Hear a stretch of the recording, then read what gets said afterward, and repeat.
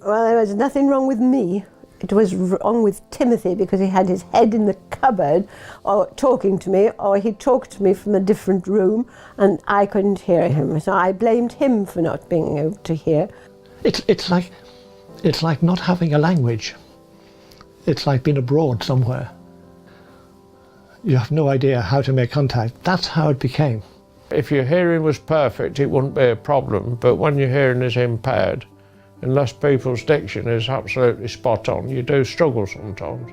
I used to sort of feel embarrassed not hearing what people were saying, and they thought, oh, well, perhaps I was being a bit aloof and, you know, not interested. But the simple fact was I just couldn't hear, not properly, what they were saying. The following day, the flyer came in through the letterbox and I waved it under his nose and said, I've made an appointment, we'll go and prove that I can hear. I found a healthy hearing by an advert in the paper, and we went, and it was an open day, and it went from there. You know, he tested my ears, explained that I needed hearing aids, and from then I started having, you know, the people come to help me. I found everybody from Healthy Hearing very good. The receptionist, if you phone, if you've got a problem, straight away they'll try to get somebody through as soon as possible. But I mean, I had 2 or 3 different consultants come and see me, and they were all very good. But in the end, as I said, David Bevan came, and he just had a lot of patience, and he just helped me tremendously, and I can't praise him enough. So outside I went, and the first thing I noticed was the blackbird singing in the bush. That was fantastic. It was so clear, so clear.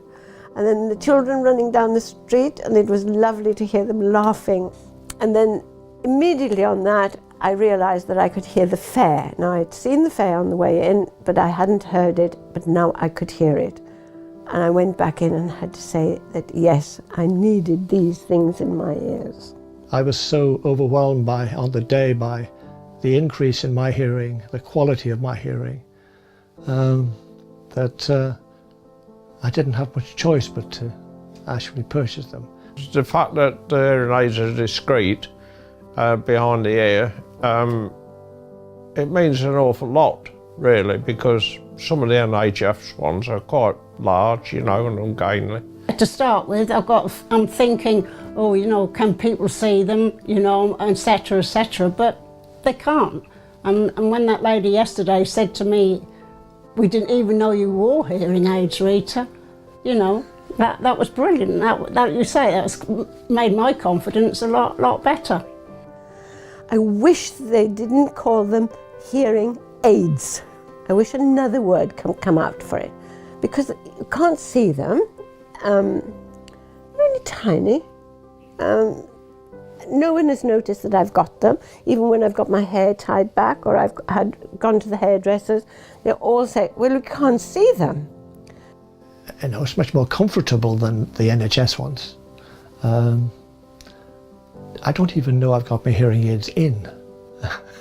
I mean, my wife will say to me, don't forget to take your hearing aids out, John, and I'll say, oh no, of course I won't. And I don't realise I'm answering her because I got them in. So sometimes I think I've taken them out, but I haven't. I decided I would call my hearing aids darlings instead of those things. And so my darlings are now part of my life, and I wouldn't be without them. Since I've had the hearing aids, joining in conversations and just being normal, basically, it's just so much easier. I don't have to keep asking questions. I go to the theatre and I can hear that. Television, I hear it and not the rest of the road, you know, because we don't have it so loud. And, you know, so yeah, and they're comfortable. As I say, I honestly can say, I don't know I've got them in, and that's the God's truth. It's not about money, you see, at the end of the day. Okay, if you haven't got money, you haven't got money. But I would, if I hadn't got the money, I'd borrow the money for this. I really would, because of the quality of change. Not nothing to do with the company, by the way. I'm not getting anything from the company for saying this. This is me saying the change in my life, and the opportunities that I now have to to live again, to communicate with people, to have fun. Oh, it was magical, magical moment when the orchestra started playing, and particularly when the cellist played. And I could hear every sound that came from that cellist. And the cello was so beautiful, and she played it so beautifully. And I'm cried all the way through, and I'm crying now, remembering how wonderful that was. I should imagine my hearing is still deteriorating slowly, but doesn't alter the fact it's improved my quality of life 100%. Yeah, we were hesitant when they said how much it was, and Ken said, your hearing is everything. And he said, if we go without the holiday, we go without the holiday. I'd rather have you hearing than, as you say, go on a holiday and a fortnight and you forgot it. Whereas with hearing aids, they're for the rest of the time. That moment when I knew that I was deaf was frightening. But with these in my ears, it's changed and revolutionised my life. Instead of feeling embarrassed when you're talking to somebody because you know that you need your hearing aids, then my advice to you is to have them checked, and also to definitely go to Health in Hearing, because they're there when you want them and the service is brilliant. Go to Healthy Hearing and have a word with Phil.